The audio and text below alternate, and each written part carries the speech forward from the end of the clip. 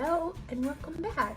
This is Laura here. We're going to read out of our 5-minute adventure Bible stories. This week we are learning about a friendship lost.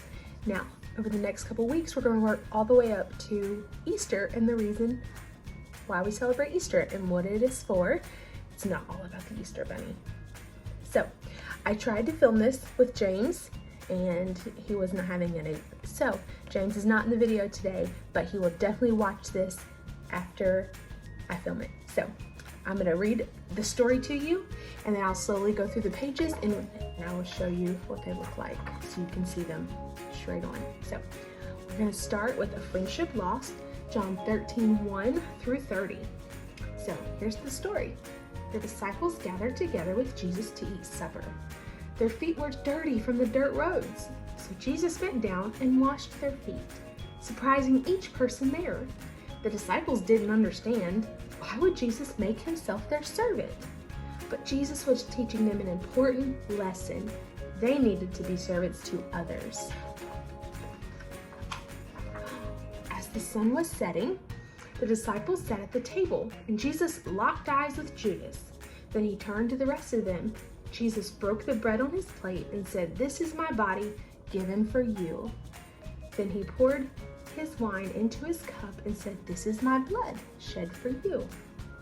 Fun fact, Jesus had 12 disciples. As they finished supper, Jesus motioned for them to pay attention to him. "One of you will betray me this very night," said Jesus. The disciples looked at each other in disbelief. "Surely it isn't me," one person said. "Jesus, is it me?" another one asked. Jesus again looked at Judas. Then Judas slipped out the back door into the night. Judas received 30 pieces of silver for telling the enemy where Jesus was at. A troublemaker and a villain who goes about with a corrupt mouth. Therefore disaster will overtake him in an instant. Proverbs 6:12 and 15. So today we learned that we have to be servants to others just like Jesus was to his disciples.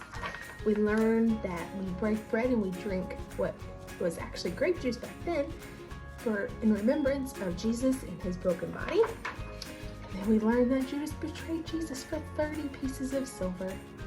So this is what we're going to learn next week. Jesus is captured. Almost gave too much away. Okay, so I'm going to flip the camera around so you can look at all the pictures and then we will see you next week. I hope you enjoyed this. Thank you for watching.